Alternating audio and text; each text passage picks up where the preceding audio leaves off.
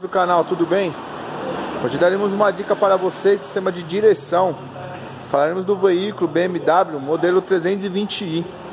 O cliente veio se queixando de barulho na suspensão dianteira e ao esterçar o volante.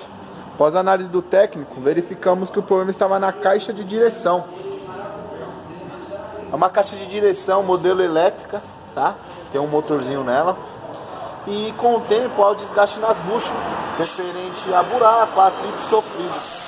Então, pessoal, se você tem um orçamento para fazer, tem um veículo com problemas de suspensão, de parte de direção, está procurando uma oficina especializada, entre em contato conosco, venha fazer um orçamento sem compromisso, peças de qualidade, com garantia de fábrica, tá? Originais, melhores facilidades do mercado para pagamento e o melhor atendimento e também além da mão de obra qualificada, que é o mais importante, né, para resolver os seus problemas.